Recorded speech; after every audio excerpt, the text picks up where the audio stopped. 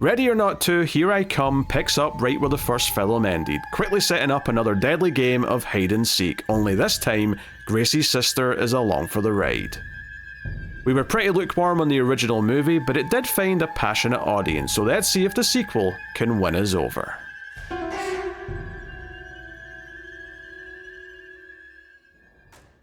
Welcome everyone to Screams After Midnight. I am Peter, and ready or not, here's Tim. Now remember, if you break any of the rules during this podcast recording, Mr. LaBelle will not be happy. Mr. LaBelle, oh, I'm so scared. I'm shaking in my boots. Welcome everyone. This is a horror movie podcast, and today we are doing another new release. We are looking at Ready or Not 2, Here I Come. And I was very surprised when I checked the date of the first one that it came out in 2019. I thought it was like 2021 or something like that movie came out in. So, 7 years it's been since the first. But, we will start spoiler free, of course, as we always do. We'll give you a warning before we get the spoilers. And if you're enjoying the show, hit the like button on YouTube. It helps out a bunch if you do. And you can, of course, support us, support the show, and get bonus content over at Patreon. But I'll tell you more about that at the end of the episode. And while I did say we'll start spoiler free, it is worth mentioning this is a sequel that kind of picks up at the end of the first one, so it's going to be impossible to not spoil the first movie in some ways casually as we talk about it. So just be aware of that if you've not seen the first one and you happen to want to be staying spoiler free. So but yes, the first movie of course was about a new wife. Samara Weaving played a woman who got married, and then the family turned out to be a bunch of Satan worshippers who wanted to play a deadly game of hide and seek. Well, I say want to. They had a deck of cards. It was like Satan willed it. Satan wanted them to play hide and seek, which meant them trying to kill her. She tried to survive, ultimately did, of course, and then the movie picks up kind of right with it. There's a few other details we'll bring up as we go, but that was the gist of the first one. This one, seemingly the extended family, or kinda, comes after her, and also her sister, Kathryn Newton's, or kind of her second lead here, is brought in to kind of co-lead the movie. So that's kind of the big thing here. But we'll get into all the details, mostly in spoilers later. But that's the gist of it. The elephant in the room here, Tim, before we get started, sure, is that the first film was very popular. However, we were pretty lukewarm on the first Ready or Not. Not so hot. And we liked Abigail, which was Radio Silence's other movie that isn't a Scream sequel, even less. Okay. When you said we liked it, I was like, where are you going with this? I was like, we did not like that movie. Even less. Okay, even less. Okay, yes. yeah. End of the sentence was very important in that one, I admit. Yes.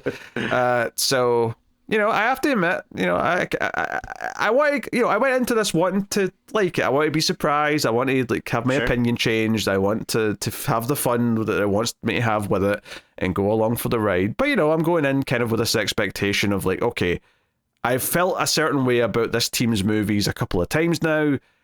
It's kind of unlikely this one's going to change my mind all that much, but, we'll find out. So, were you excited any more than usual going into this, Tim? No, not at all. Oh, that was a short answer. All right. Yeah, I mean, I didn't really have any hope. So, I mean, they did do... They did both. I mean, other than the last one, they did the Scream movies 5 and 6, right? Yeah, they did 5 and 6 Scream. Yeah, they did Ready or Not, and then they did 2 Scream movies back to back, and then they did Abigail. So I mean, yeah, it's kind of weird because I really do like those movies, so I can't say that these directors are always a miss for me, I guess. But yeah, Ready or Not and Abigail are just.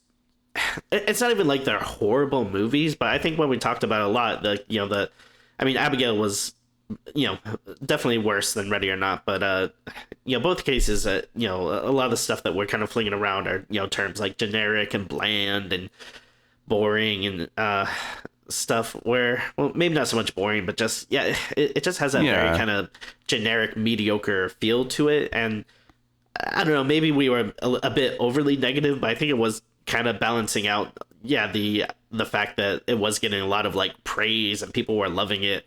So going into this, I was not super excited about it. Yeah, I don't think we ever argued boring, at least not directly. It was more so that we felt bored because we didn't think it was that fun, so we were kind of just going through the motions. Yeah. But but more just kind of the sense of humor, the tone that these movies have had. Just it leaves it in this weird place where it's kind of this like, if the MCU had a horror movie, is kind of the tone that I feel these have. And sure. I think I probably said this in the review of the first one, but I was reminded of it watching this one, where I had the thought again where I'm like, you know what? I like this a lot more when it was called You're Next. You're Next is a much 100%. Better version of what Ready or Not is supposed to be. But hey, we'll get into it. We'll talk about it. But first things first. Tim, what did you think of Ready or Not 2, Here I Come? Let's just, save ourselves a lot of time, and can we just go ahead and like copy and paste our last review and just put it in here?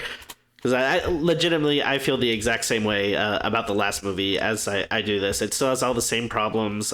It's not horrible by any means. It just, I don't know, it's just something about it just doesn't work for me. I still find it pretty like generic, and I think a big problem is like the humor, because I think these are supposed to be like horror comedies, but definitely they're that just like, I don't know, every time they do stuff I'm like, well, I think that was supposed to be a joke, but I'm not finding it funny. It's a I wouldn't call like I would maybe pull back from saying generic broadly, but I would say the humor feels very generic to me. Like that's my problem. I think is the humor just feels very kind of, I don't know, like even like when they introduced Kathryn Newton's character in this movie, and like within like the first couple of seconds she's like, I've got a super hot boyfriend and blah blah blah. Like, I don't know, I'm not feeling like it feels like an attempt to make like witty characters, but I just don't find them that witty. Like something about the sense of humor just doesn't quite click with me at all. No, I mean 100%. Yeah, same thing. And I actually like Kathryn Newton as an actor, but like, can we please get her in some good movies? Like, like she's been in Freaky, Lisa Frankenstein, Abigail, this, and it's like, man, like, I don't know if we need to talk to our agent or something, but like I enjoy it, but yeah, she wasn't really doing much. I guess swimming in sixties. Yeah. And I do like them bringing the sister character into this, but my God, I wanted to pull my hair out every time they stopped and had to have like a talk about their past and trying to resolve their grief. Honestly, like I don't drink, obviously, right? Anyone doesn't know that about me. But see, if you played a drinking game with this, like every time they bring up that like they've not spoken to each other in 7 years, or that the older one abandoned the younger one, like obviously you have to have character arcs. You have to have, especially in this case where you have to have a reason why she wasn't in the wedding in the first movie, because that's kind of like a, it's like she has to be this sister that doesn't like her to start with, because otherwise why wasn't she here last time? But you have to have backstory, you have to bring up something that they have to bond and like get over and all that. But the amount of times they stop to bring up like, you abandoned me, it comes up so often that it stops being like a plot point and starts being something that I was laughing at. Like how often they were hitting it home. It was like too much. You're laying it on so thick. Rule of thirds, please. It always grinds the movie to a halt. And again, I think maybe if the filmmakers were funnier, like that is something that maybe they could do, like kind of have that be like a meta joke or something to it, but it doesn't come off as funny. It's sincere, and I just wanted to scream at the screen and say, like, for the love of God, like, you guys are running away from people hunting you down. Like, this is not the time to like hash this out. Like, I agree, like, yes, you can bring up the past and try to have some character development that you'll get through, but it's like every other scene it'll be like, quick little actiony thing, and then let's stop and talk about this. And it got to the point where I was just like rolling my eyes at it. Yeah, a smarter script might have had some of these like conversations happen whilst they were like in a scene where they were doing some action or running away. Something where it's like, oh, we're having to do like the classic example is like, oh, in Terminator 1, like a lot of the exposition that Kyle tells Sarah about the future, it happens in the middle of a car chase when they're trying to hide. Right? It's not just like, oh, we're going to stop and have a chat. And that was one of my things in this movie, is every time they stopped and had a chat, I was like, isn't there meant to be like 6 people like hunting you down, trying to kill you. Why are they taking so long? Like, why do we have so much time for this talk? It felt weird every single time. The sense of like tension and like danger, that sense of like, oh, everyone's hunting Rambo, they're coming for him, like that just wasn't there at all.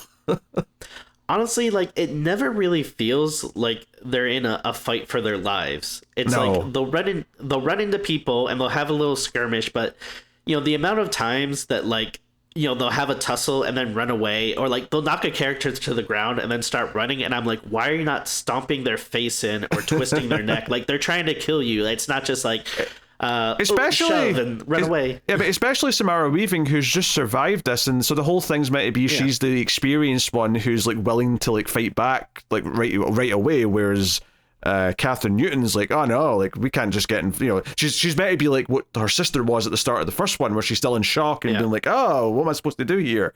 So there was almost something you could do with that, but it just kind of felt like, I don't know. On top of that, I think this also extends to the fact that a lot of the potential killers are just kind of comic relief. They're laughing stocks. They get beat so easily that there's no sense of tension to like their attacks, or like, you know, like even the one who's supposed to be the main big bad of the movie, which I won't spoil right now, but one of the first interactions these two have with one of the pursuers, the attackers, like they just kind of like punk him out so easily that I'm like, I'm supposed to see this guy as like the serious threat, and I just like I can't anymore. And so just to wrap up my other main thought in the movie is that I think it's like the first one, just like a okay movie that just isn't working for me. And then I think I hated the last like 25 minutes. I kind of hated where it went, because it relies so much on you giving a shit about the lore that they're building up about the family and like the Satan worshipping kind of like group and all that, and I did not care at all.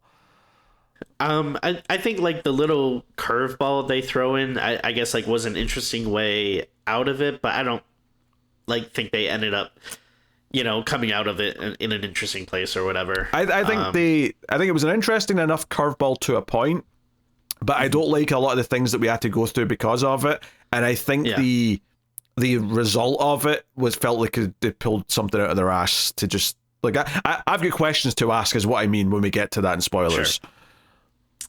I think a big problem with me is like I just really want more. Like I wanted to go the extra mile. Like, you know, I feel like the movie thinks these characters are like so goofy and over the top, but again, like I don't really find them funny, and when it comes time for like any actiony thing, it's usually not doing anything that interesting. Like I want like really over the top people with like really crazy outrageous deaths. Like there's one death in here that's kind of cool, but like, you know, other than that, like they really don't do much or play with the surroundings or anything, you know, at all. And then I mean, kind of with the complaint of, you know, I like this better when it was called You're Next, is like, I want, you know, Samara Weaving to be like, you know, this like super cool badass is just like taking all these people out. But again, you know, there's like a lot of stuff that, you know, they kind of get taken out accidentally, or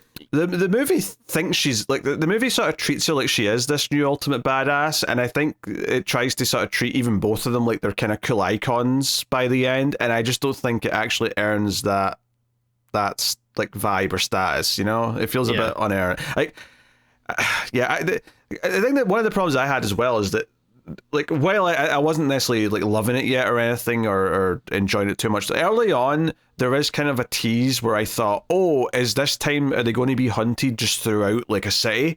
Because are we going to have like civilians around whilst this is all happening? Because that at least shakes things up a bit from the first movie. But then the movie quickly says, no, that's not supposed to happen. We're going to take them to another private kind of mansion that's got a golf course, and we're just going to, you know, it's like, so we start off with them on a golf course, and I'm like, this is like the most boring place for it. It's a big open area where like you can see anyone coming from a mail off. Like, why are we starting this on a golf course? Well, it's kind of funny because you made like the MCU comparison, which like one of the things people always complain about there is like, oh, whenever they have a big fight scene, it's always in like an airport hangar or like, you know, industrial warehouse or like some generic place like that. And it's like the same thing here. It's like, oh yeah, we start on a golf course, and then there's a lot of stuff that's kind of like, you know, it like just through like hotel halls and like the like kind of back like cleaning areas and stuff, which is like it's not very interesting. I mean, the hotel's a lot more interesting than the golf course, so I at least was pleased when they got inside somewhere, because at least there's locations to like, different parts of the building have different things that can be used or different ways to hide or interact with and so on. Oh, like that's another thing that drove me crazy too. Again, that just it doesn't really feel like they're playing with the stakes here, but there's so many times that they're going throughout these places and like, they're never looking for weapons. Like, like they're in like, kitchen areas and stuff, and there's like tables, and I was like, why don't you like be grabbing knives or just like anything, like it's just a thing that kind of drove me crazy. Actually, I was saying how they're trying to treat their main character as if they think they've made an icon. It's like she's not as bad as this, don't get me wrong, but it's making me think a little bit of Alice in the Resident Evil movies.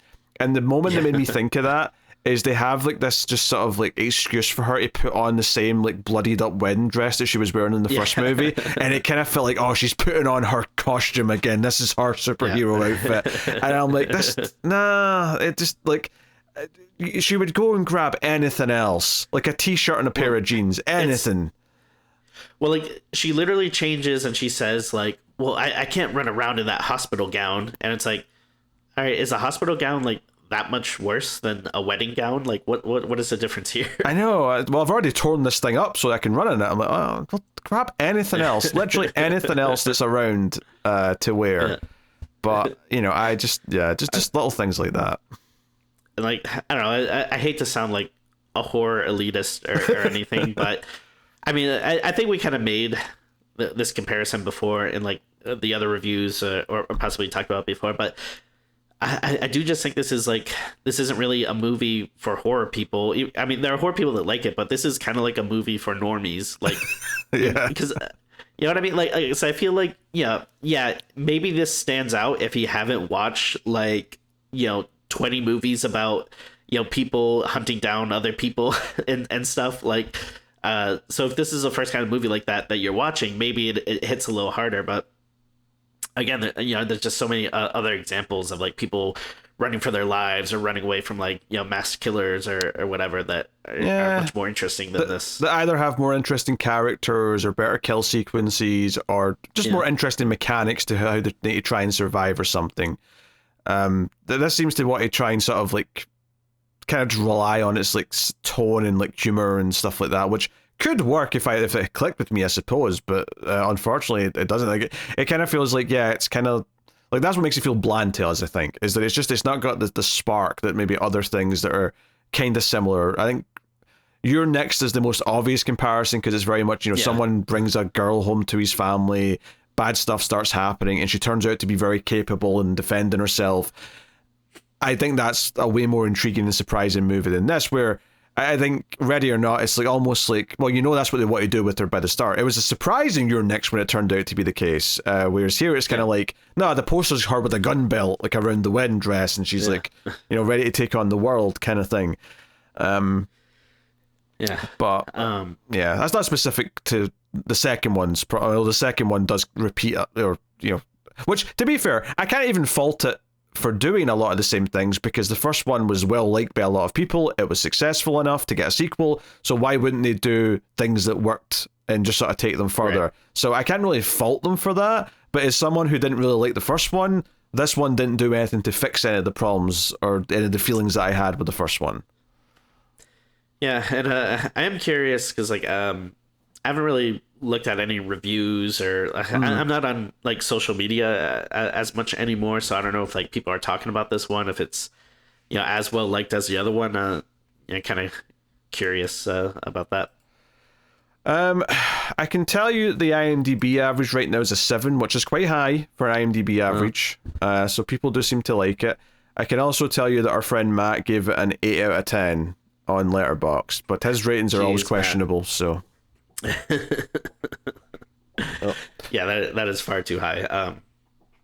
I'm not surprised that he liked it, but I mean, jeez, it's a Matt movie. To be fair, like he liked Abigail. I know what he's like. So I mean, I think it's pretty damning that we're almost done with the spoiler free section, and I think just the fact that you haven't even brought up anything about Sarah Michelle Gellar's character yet is, I mean, that's pretty damning for the movie.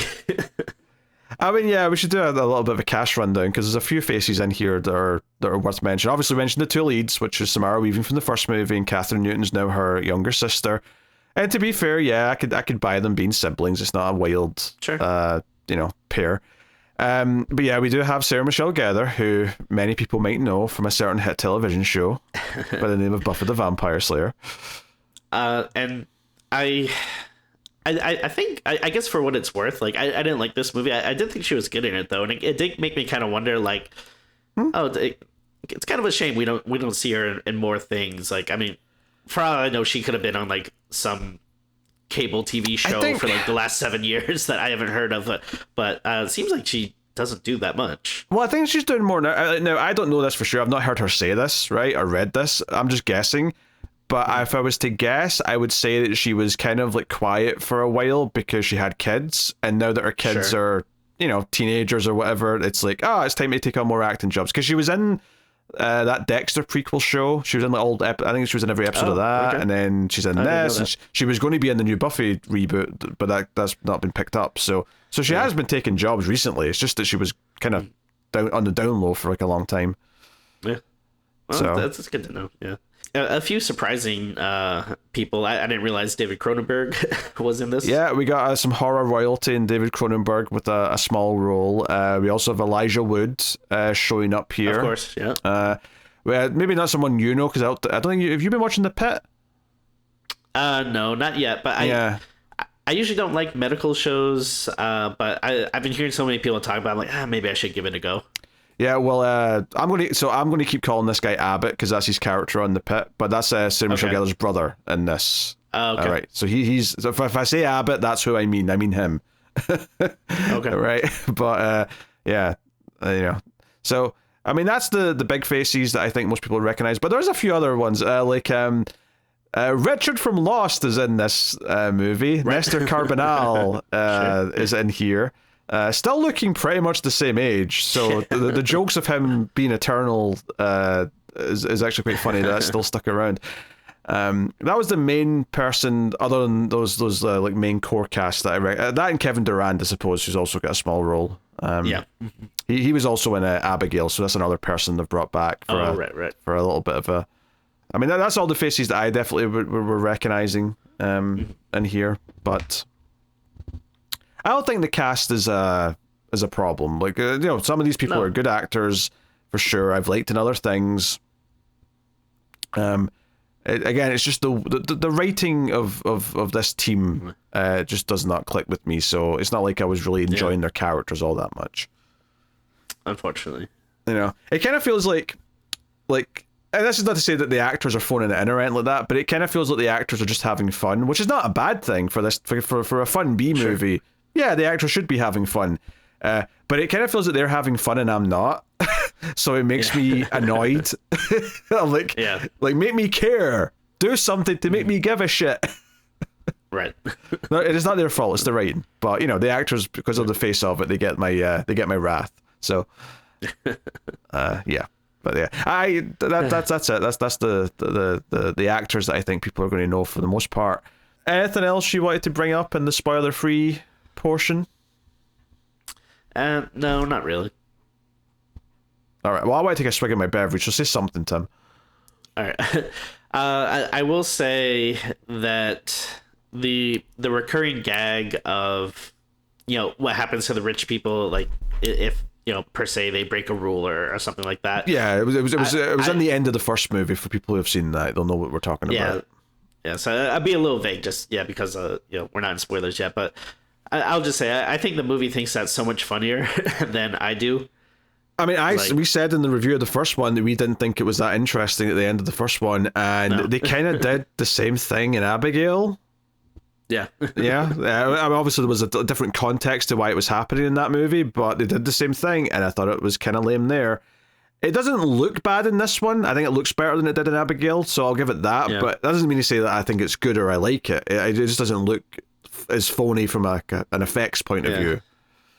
It was just another thing where like every time they did it, I feel like the filmmakers thought like, Well, oh, people are just gonna be like, laughing in the aisles, and I was just like, we're doing this again. yeah, like, but here's the problem with this though, is that Yeah. it means that that's the only way anyone dies. We don't get any kills that aren't that. right, yeah, that's true. Pretty yeah. much, right? Barring, I guess it's one or two, but like, that's the thing. Like, normally in a movie where you've got a killer and you've got a bunch of characters to kill off, you have a series of different kills, and maybe it's a good slasher movie, maybe it's a bad slasher movie, and not that this is necessarily supposed to be a slasher movie, but with this premise, you've only got like one, or in this case, the sequel, you got two good characters and lots of people who are killers try to hunt them. So it's like, okay, well, the deaths have to come from the villains. Then they're the ones they're going to die throughout the movie, and that's okay. That's fine. That's the premise. But when it's all sort of played for laughs and you don't get actual good like deaths out of it, I don't know. I just like I was noticing that about halfway through the movie. I'm like, you know what? We have to rely on the villains to get our deaths fixed from this movie, and I just don't feel like I'm enjoying most of those things. They feel like they're, I don't know. So anyway, we'll say spoiler warning. We'll get into the movie. So spoilers from this point on for Ready or Not 2. We're going to dive in and no holds barred. So, anything you'd like to start with, Tim? Anything off the top of the cuff that's on your mind? Well, I guess if I want to be a little charitable, I'll say that I don't think the premise necessarily is bad. Like, I guess I kind of like the. I was gonna say, I think I like parts of like what could have shaken up the plot. I don't actually think it shakes it up enough. Like, right, the idea that this time there's like, going to be like an audience of family members watching and like commenting and like rooting for their family members. So just to set up the premise of this one, in case someone doesn't know, is that because the bride survived in the first movie, it's enacted a clause in like the demon book or whatever, right? The Satan Bible. There's a clause which is that all of the families that are part of this cult worshipping what's the name, Mr. LaBelle, or something like that.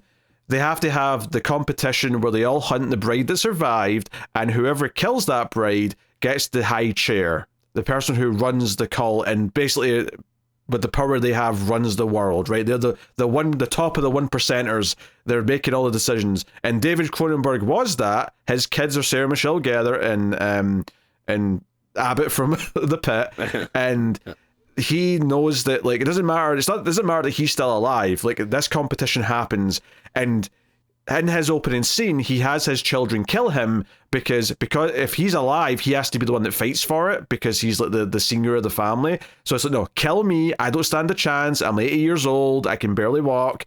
You two need to like fight together and win this so it stays in our family, and that's their goal.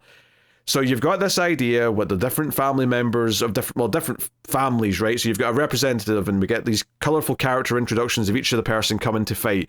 And they've all got like a secondary character, whether that be a spouse, a child, or someone who, if they get taken out during the games, the next in line will step in and be the new person in the games. But they're all fighting for whoever kills the bride by dawn gets to become the person in the high chair, which I kind of wavered a little bit, Tim, if I felt like they really defined like how important this high chair, because it felt like they all had riches. It felt like they all got to live pretty lavish lifestyles anyway, but they all were gunning for this. They all wanted this ring that said, like, Frodo's got the one ring to rule them all, and he's going to hand it out to whoever wins the competition. Well, I mean, I guess the thing that kind of establishes the importance is like the scene in the beginning where David Cronenberg, he's like watching the news, and there's That's like right. There's like a war going on the news, and then he just like picks up the phone and he like just calls someone and is like, yeah, you can do a ceasefire now. And then the news like all of a sudden is like, oh, breaking news, like there's a ceasefire. Yeah. So I think that comically quick. Like, I like the point that it was making, but wait 10 seconds. Pretend that it took a 10-second time to like tell someone that. Right.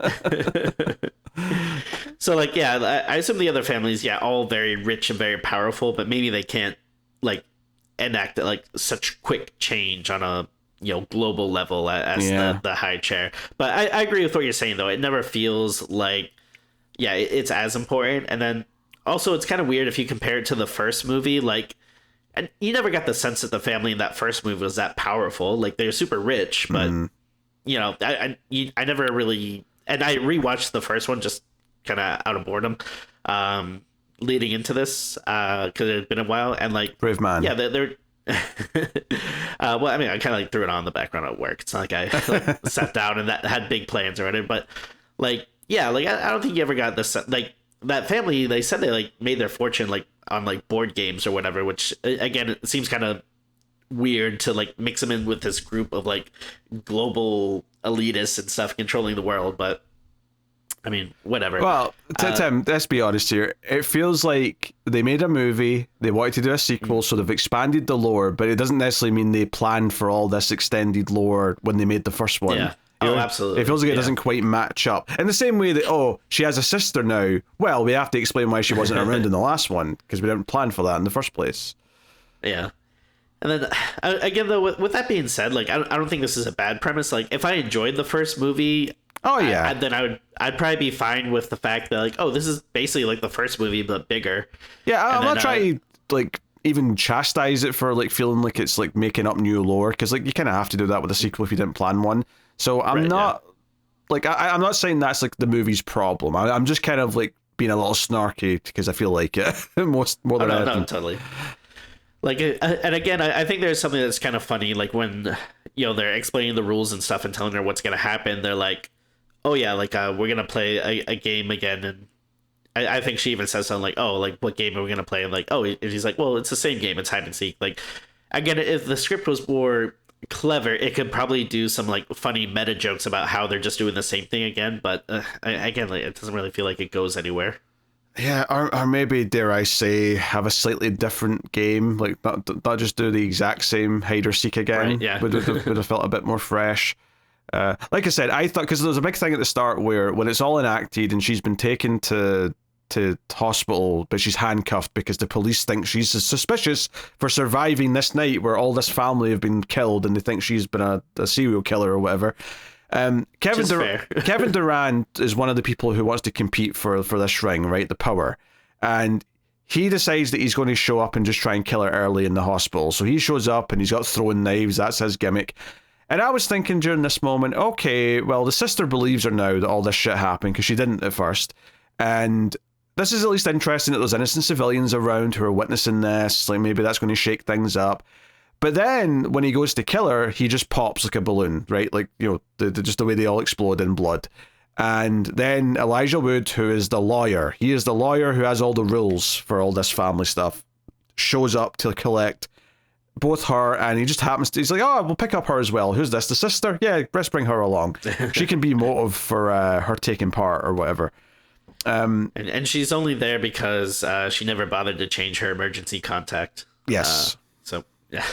Yeah, so they're taken and they wake up, and we spend some time introducing all the villains who are showing up to play in the games. And it's like, okay, like, I appreciate that it's bigger. I appreciate that you've got this other element of, like, seconds that can step in on behalf. Like they've got people rooting for them so that they can react to what's happening on the screens. That was probably the thing I was liking the most. Not that it was always funny. Like, I'm not saying I always liked the writing of it, but conceptually, I like the idea of, like, oh, my brother's doing well. Oh, no, it's looking bad. Or, because one of the rules they set up for the killers is that they have to use a weapon that existed when whoever in their family first made a pact with the devil. So some of them, like, so Sarah Michelle Gellar's got this old musket type thing, whereas Nestor Carbonell, apparently his family joined much later because he's got a sniper rifle, so he's got a much easier time. It's just lucky for everyone else that he's shit with the gun, otherwise things would have been over quite quickly. But the other main rule they set up, other than just you have to kill the bride by sun up, is that you cannot kill another killer. You can't, go after the competition, right? That's forbidden. And if you kill another person competing, even if by accident, I mean, they don't say it this way, but I'll just say it this way, you blow up, right? That's you. You go pop. And not only do you go pop, all your family go pop as well. So there's a moment early on where he accidentally, like, blows up, like, this little barbecue stand with his gun, and, like, one of the other guys gets knocked back, and he's like, oh shit, did I just kill him? And, like, when he gets back up, both him and his, like, family, like, his daughter like breathe a sigh of relief, like, oh no, we're fine, oh good, all right. So, but that comes into play a couple times throughout the movie. Yeah, and I guess maybe like the one thing that was kind of interesting too was Richard from Lost. His daughter was actually the fiance of Samara Weaving's bride from or husband from the first movie. And yeah, she's pissed at her because you stole my man and now he's dead, kind of thing. Yeah, which I thought, like, okay, this is a pretty interesting angle, and like we can really play and do some interesting things with her when she gets into the game, and then again, it just feels like it peters out. Like it leads to one fight scene, which I guess is like a little funny at first, and then it goes on forever. But yeah, like they don't really like do anything like that interesting with it. Yeah, because obviously they introduced her and she's like, oh, I hate you, you took him, blah, blah, blah. It's like, okay, Nestor Carbonell's going to die early, and he does, relatively speaking, and that's going to lead to her stepping in, but she's going to have a bloodlust. She's going to be like thrilled to step in to be the one that goes after her because she wants revenge. And yeah, it leads to a couple things where she puts on her own wedding dress, which all the other characters say is sad, and I thought, okay, that's a bit whatever. Obviously, the reason why they did this is because they want to have like her versus Samara Weaving, where they're both in wedding dresses on like a wedding dance floor, because that's where their fight's going to take place. The first thing they do with her, though, is they steal a joke from Commando. Oh, okay. Do you not remember in Commando when she tries to fire the rocket launcher, Tim? Honestly, I don't know if I've seen Commando. Oh, sorry. Oh, Tim, you've got to fill in that blank immediately. Okay. It's a quintessential B-movie action classic. Oh, that's a Schwarzenegger, right? I've got an Alyssa Milano. Yes. Oh, okay, that's like one of the like first things Jeff Loeb ever wrote. I think so, actually. Yeah, bizarrely, yeah.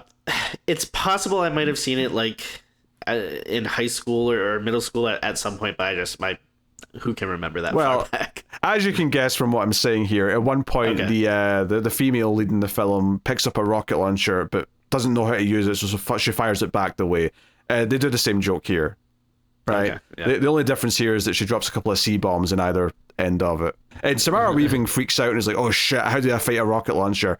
But she fires it in the other direction, and then the joke is that she tries to mace her in the eye, but she also is able to turn it around and mace Samara Weaving back. So we get a fight where they're both blind and they're just punching the air. I think when they did like the first, like, because it cuts to like the next scene. I think there's an ironic cut because the sister says, "Oh, my sister's already finding the police. Just you watch." And then cut to her swinging punches at thin air. I think like that was probably like maybe the closest that like actually laughed in the movie. I was like, okay, like this is a joke that I think is like somewhat funny. But then again, it just like if it was just that, totally fine. But it just goes on, and then it's like, yeah, the further we go along with it, like the less funny it's becoming to me. Yeah, no, I agree. Actually, one of the things that I thought so one thing they do when they set them up at the start of the game, right? They explain all the rules to them, they knock them out, and put them on the golf course. Is that Samara Weaving and what's her face, Kathryn Newton wake up and they're handcuffed to each other, right? And I thought, okay, that's how you're hampering their abilities a bit. They have to sort of stick together, and it's a good metaphor because they hate each other, so it forces them to like stick together for a while, and later on when they get separated they can choose to come back for each other, right? You can see all the beats playing out, but I was shocked at how little this mattered.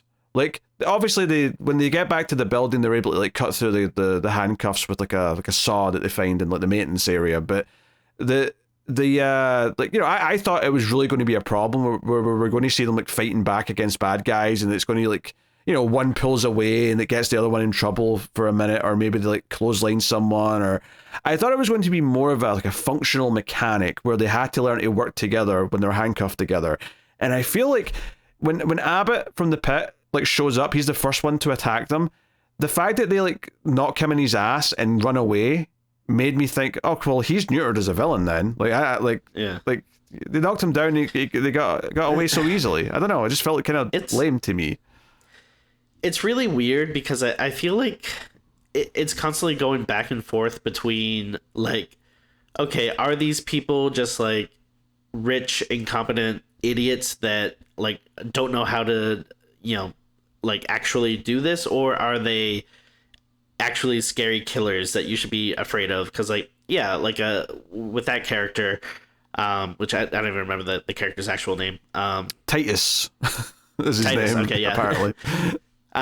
Yeah, like he starts off like seeming so like, yeah, weak and ineffectual, and then like later on, I feel like, they go like way overboard, making him like, like a scary piece of shit. And then, yeah, just like all the other guys, like you were saying before, like, sometimes they're fumbling with their ammo and they don't know how to operate their weapons, and then sometimes they're also, yeah, like, using them effectively, or like almost getting to someone, or something. So I don't know. I feel like, I don't know, like maybe go with like, one direction. Like, yeah, either these are like really scary people that you feel like you're in danger, and then you have to like, find interesting ways to overcome them, or they're kind of like bumbling idiots that are, yeah, getting in each other's way, don't really know how to do this, Yeah, I don't know. I thought it was kind of weird. None of the villains have any bite to them, because like you say, like Nestor Carbonell, he's like, the first time he tries to shoot, his clip falls out of the gun, so he fumbles with that, he puts it in, then he just proceeds to miss 50 shots. Like, he just, and it's like, I don't know, it feels like they're, of course our main characters are winning, these guys are all losers who are incompetent, and I get that that's supposed to be funny because we're rooting against them, but you have to have our main characters feel like they're actually in a threat occasionally, right? And the only time they really do that is when, over the course of the movie, Abbott is getting more and more kind of insane, and to the point where he clearly just likes violence and wants to hit them, and he's beating up Kathryn Newton's character. It does feel kind of vicious, and almost too vicious for the movie that's happened up until that point, where like all of a sudden we're just watching a woman get the shit kicked out of her. It's kind of weird, actually. I honestly thought it was upsetting. I was like...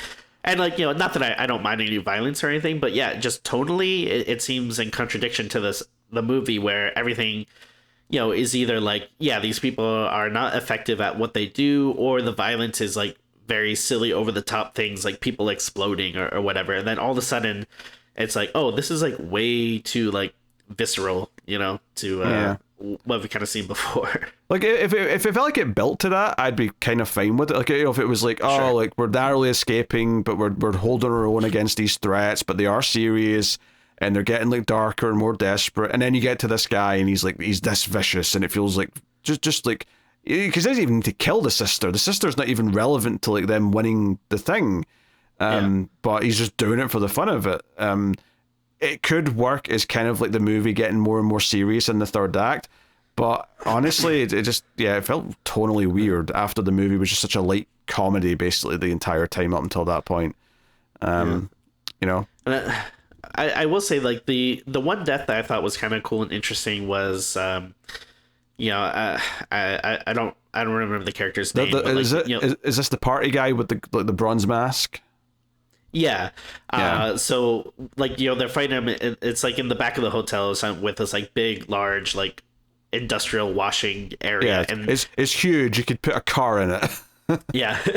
So like they, managed to like get him inside this like giant washing machine and then turn it on. And yeah, you basically see like a human, just in this like giant washing machine. I was like, okay, this is fun. And that kind of gave me hope for like, okay, if this movie is them like using the environment to find interesting ways to like take these people out, like this could be fun. But there's like no other deaths like that in the movie.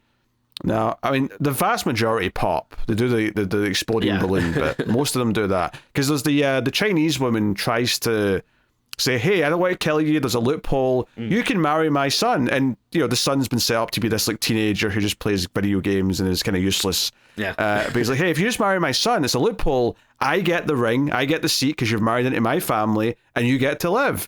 And of course, she says no because that kind of means that she's a part of this demonic cult family, and she has to like worship. She has to take part in all this stuff going forward forever if she agrees to that, because now she's like tied into it all. Remember that for later, because I have some questions about this towards the end of the movie. But okay, she says no, right? And then Richard from Lost shows up, Nestor Carbonell, and basically because, and this would have been so good if it felt more set up, But Samara Weaving basically grabs the Chinese woman's hand who's holding a sword and like puts it through Nestor Carbonell. So it's like she's killed him. So she pops like a balloon, and then her son pops like a balloon, and it's like, okay, so that's taking them out. And Nestor Carbonell's been stabbed, so he falls to his death. So it's like, okay, right, all these people are dying. So I understand this to a point, and that's fine, right? The problem is that this loophole's been set up. So later in the film, when Samara Weaving can get away and she's had a big fight with her sister, because of course she was going to have a big fight right before the third act, Abbott gets the sister, beats the shit out of her, and says, we've got your sister. You need to come back for her. She's dead. They do the whole thing with Samara Weaving where she sees like in the security like booth at the gate, there's like a gun storage container. And would you believe it, there's an ammo belt. So she can put the ammo belt on just like the first movie, and it's the suiting up thing, right?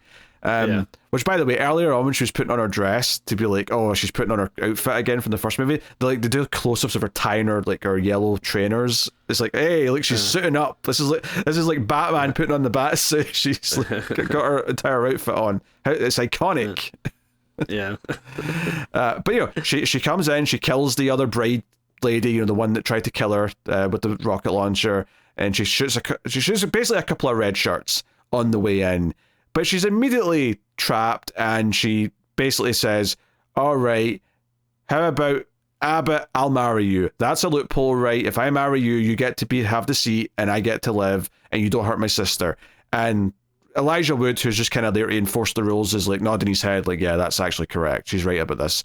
So that sets us up for our third act, which is that Samara Weaving is going to marry the psychotic brother, and we do a few things on the way to that ceremony, which happens this early morning before sun comes up. Is that he kills his sister. Titus kills Sarah Michelle Gellar in front of Samara Weaving to prove that no one should question him, because he overhears her try to say, hey, my brother's crazy, we should work together to make sure he doesn't do anything too bad. So he comes in and just strangles her out and says, oh, there's no rules against killing your family members. I'm a psychopath, remember? But this all builds up to this big ceremony in this secret satanic like dungeon lair with like a big opening where body parts are. Elijah Wood puts on like a headdress and keeps saying Hail Satan a bunch of times and all the rest of it. And I was like, okay, I'm kind of hating all this stupid lore. I do not give a shit about all this extended stuff about how the cult works and all these rules. But I'm at least a little bit curious, I guess, as to how we get out of this. So I was very surprised when the wedding just goes through, where she says, I do, she signs her name in the book, and I thought, okay, well, I guess it's interesting that you're now locked into this. However, her big get out of jail free card is that when she's married and Abbott's making a speech about how he's the ruler of everything now, she just like basically stabs him in the back. She just sort of, kills him, throws him in the pit, says, oh, there's no rule against killing family. And she takes the ring for herself, she puts it on and says, okay, my first act of this is that I'm letting myself out of all this, and whatever. And she throws the ring in the pit, and all the family go hunting for it, because if no one's wearing it by sunup, they all go pop, which is what happens, right? So we get everyone going pop from this big pit. So there's just blood spraying out. Who gives a shit? But all I could think was like, wait a minute. I thought that when she was married into the family, she had to obey the rules. Are you telling me that the high person with the ring, like the high seat person, like could just exempt themselves from all the rules of like participating?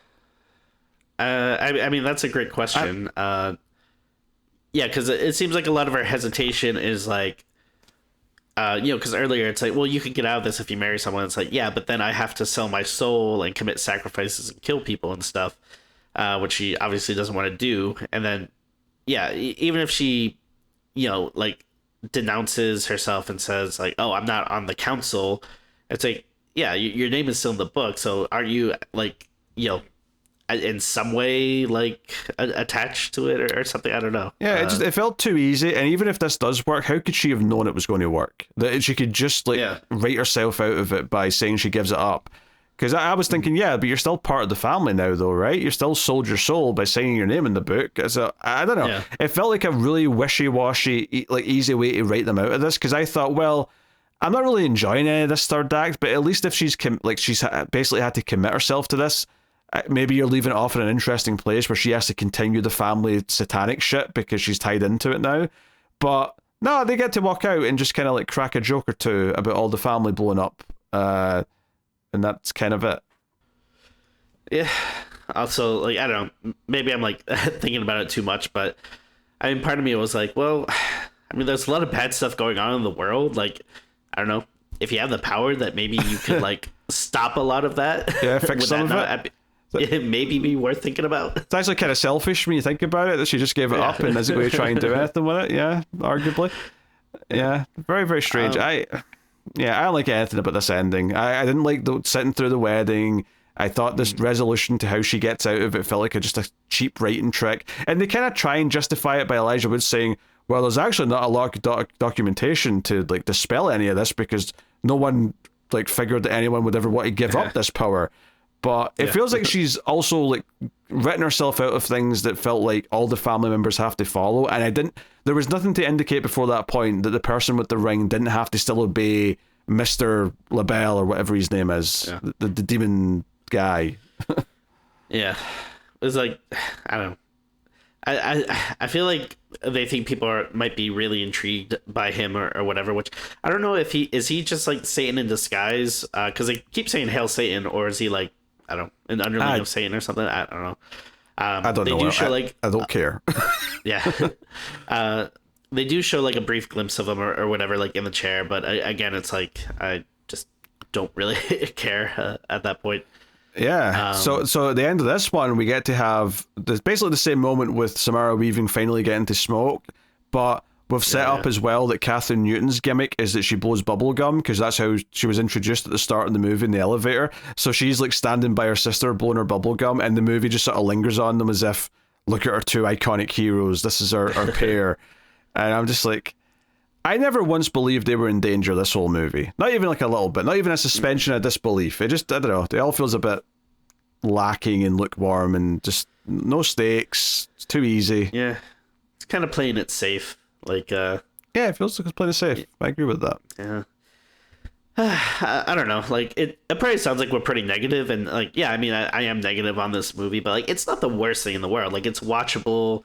The cast is good. It like, I guess it's, like, it doesn't look horrible or anything. It's just, again, I just wish they would do something like more interesting or whatever. There's also not a lot visually interesting about it either. So I wouldn't say it looks bad, but I also wouldn't say it looks particularly good. Sure. They do a thing at the start where when they continue from the end of the first movie, she collapses and like effectively, because it has like a bit of a panic / heart attack, and the camera just sort of stays above her head as they move her into the ambulance and try and resuscitate her. So there's like a little bit of style there. It was okay. But after that point, though, everything just kind of felt whatever. I never, like, you've got this like big location. You've got this idea of like, oh, we're going to be proactive and try and take the fight to them. But every time they sort of hinted at something like that, like, okay, they first go into the building. All right, we're in the building. A lot more interesting locations. It felt like we just sort of like hung out in the bar area like for ages. Yeah. So there's that. And then when she, finally decides, I'm going to go back and save my sister. Where's my shotgun and ammo belt? Okay, I've got those.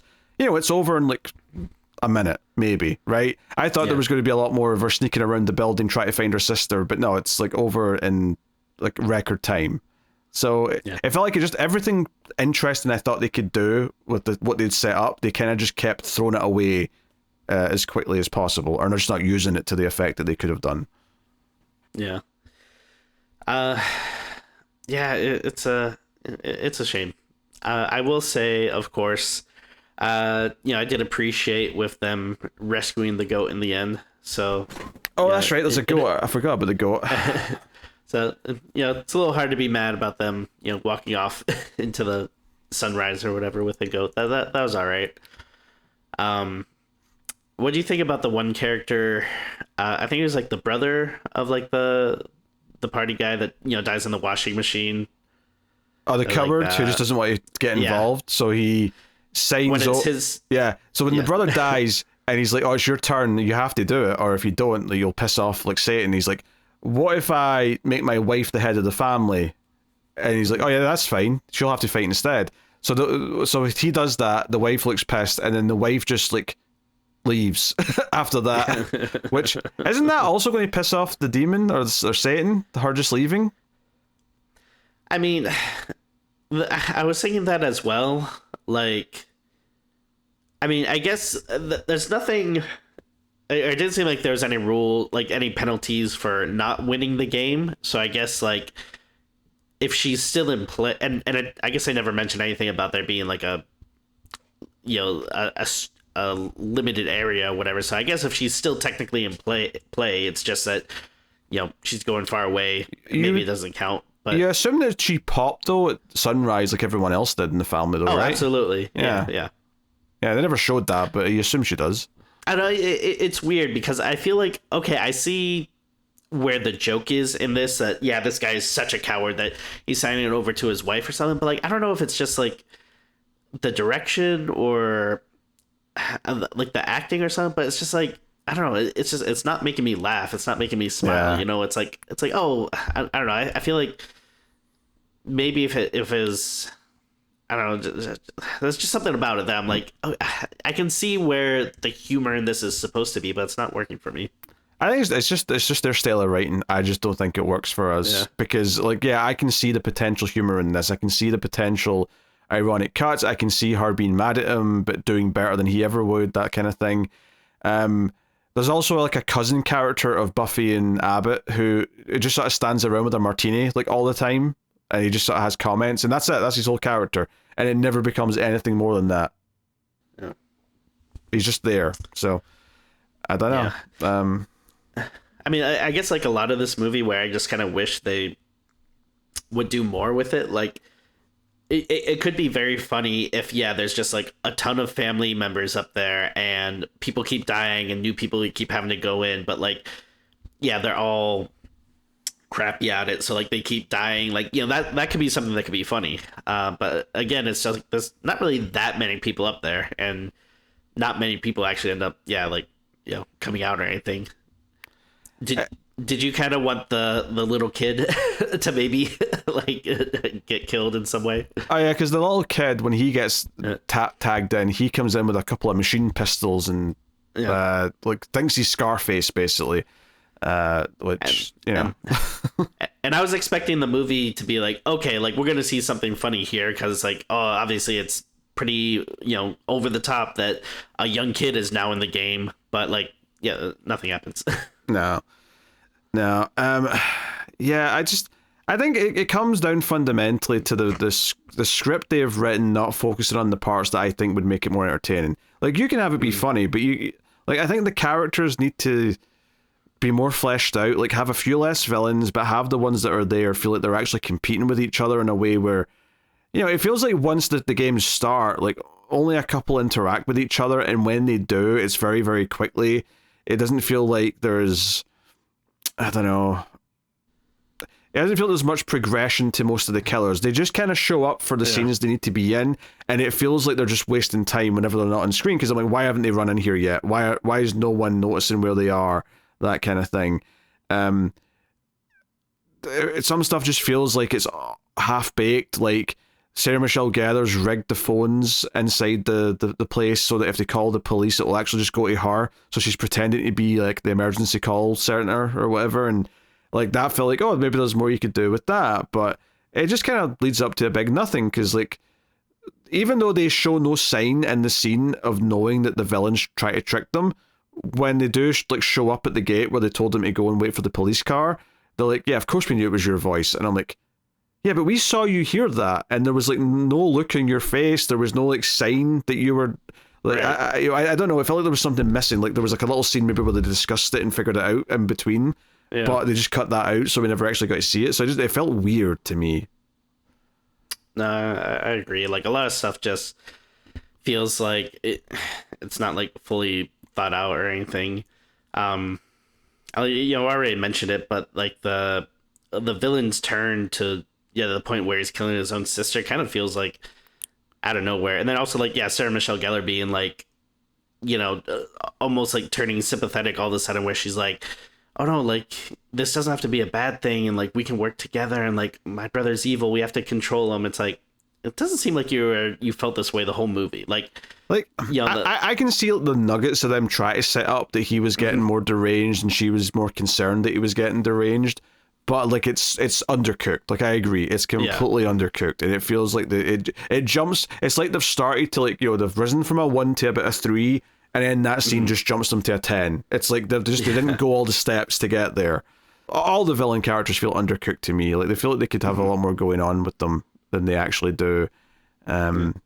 Like honestly, if you cut out like half the scenes where the sisters just stop and talk to each other about their past and what their current jobs are and what their current boyfriends are and all that shit, and you actually spend that time like developing the motivations of like maybe why, because it's very like, I get that it's a satire of the ultra rich just wanting more power. Like I get like the surface level satire of it, but it would be nice to like maybe show why these people want that power, like what they want to do with the world, maybe why they feel they deserve to be in charge or something, just to give them a little bit of like, I don't know, like the party guys probably just want to create a party world, I would assume, or maybe Nestor Carbonell wants to, I don't know what he wants to do, but like that's the problem. Like they're so thinly developed, I don't even know what any of them want from this world that they're going to have control over. Well, like, yeah, it's not a clever satire or anything. Like, I mean, obviously there's so much you can do with, like, rich asshole billionaires that want to control the world. Like, it's not easy to, like, make fun of and ridicule these people. And it feels like the jokes at their expense are, like, just, like, the most, like, easy surface level stuff. Like, it's my problem with, like, a lot of the movie where it just doesn't feel like it's going far enough, And you've got this one killer that doesn't want to kill them, right? The Chinese lady who tries to talk to them, and then that fails. So then she meets them in person and explains the loophole, and then that's her. She's out in the movie. She's got her introduction scene, right? She's there when everyone's getting the rules, and then she's in those 2 scenes, and that's it. That's in her entire plot line in the movie. And I'm like, it would actually be interesting if, like, during the first half of the movie, she was intervening and trying to protect them. Like, what if like one of the reasons why Nestor Carbonell didn't hit them with a gun up front is because she like pushed them and like threw his aim off to give them a chance to escape or something. Have the idea that there's like some, because while she's not allowed to kill the other killers, they never said anything about like, because right at the start of the chase when they're all at the golf carts, like one of them pushes the other down, and I'm like, so you can still sabotage, you just can't kill the other ones. Yeah, it's a little iffy. There's things to play with there, there's stuff you could do with like alliances, infighting, rivalries between the killers, and again more motivations for them would be great, but they don't do any of that. And then like obviously her son seems like such a fail son. Like he's just like, all he cares about is like playing video games and stuff. That I'm sure there's something funny that you could have done with him if she dies and then he has to go in the game. Like, I don't know, that I feel like there's potential there, but again, instead they do the pop with him, which is... They do the pop, yes. Yeah, I'm just so, like, over it by the... I don't know how many times we've seen it, but I'm just, like, so done with it. Yeah, but I mean, honestly, it wasn't that good in the first movie as the climax, so, like, the first time it happened in this movie... It was okay because the sister hadn't seen it yet. So that was kind of like, hey, this is real, right? And so her reaction was what technically made that worth it. But then they kept doing it, like throughout the whole movie. So by the time you get to the end and they're all just popping in this pit and there's a whole just gush of blood coming up, right? It just kind of feels, whatever. Like I'm so sick of this by this point. It's also funny too, like the, we're alluding to how they're just constantly having these talks about how the younger sister felt abandoned and blah blah blah, and then by the time we kind of finally hear like everything that happened, it's not like that serious. It's like it's not that dramatic.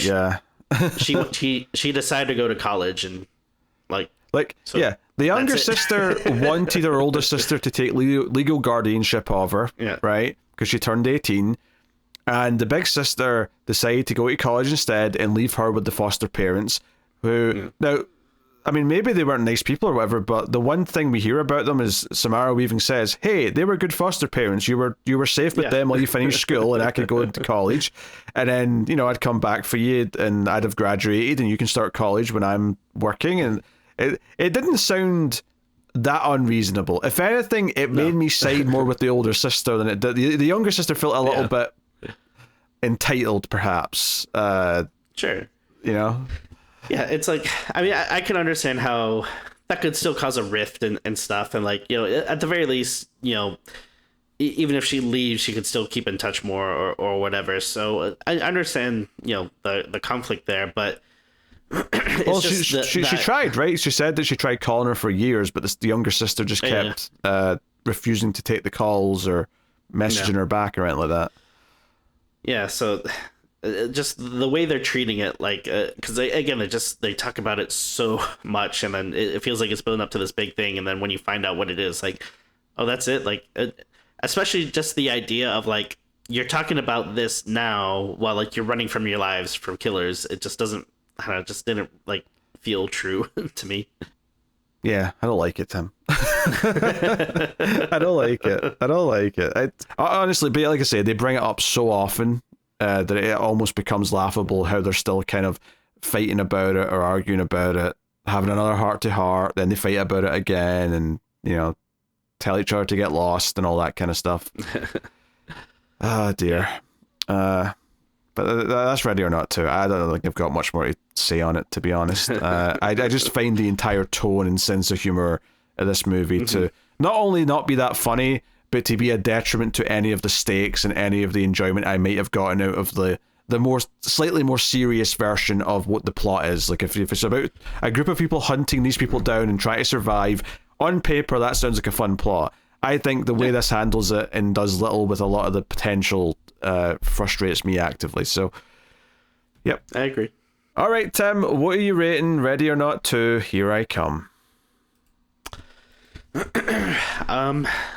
Yeah, I'm not sure if people are going to think this is kind of harsh, but I think I'm going to go with a 4. Yeah, I can't go super low because it's, you know, it's not the worst thing in the world. Like I've seen plenty of worse stuff. But yeah, there's just a lot of stuff that doesn't work for me. Maybe it's just personal taste, you know, but I see a lot of the stuff that they're going for, and I don't know, it just doesn't vibe with me. I feel like it's not as funny as it wants to be. The kills aren't as cool as it wants to be. You know, the people aren't as badass as, you know, they want it to be. And I don't know, it just falls short for me on a lot of instances. Again, it's not like a super tough watch or like horrible, but I don't know, I kind of just watch it and I really don't feel much about it. The cast is good, but they're not really given a ton to work with. So yeah, sorry if that's a little too negative, but yeah, it's just, I don't know, I just don't really care for these movies. I think that's fair. I mean, our rate, I was just trying to ratings for the first one. We both gave the first one a 6, which was kind of like lukewarm. It's okay, but we're not really feeling that positive or excited by it. I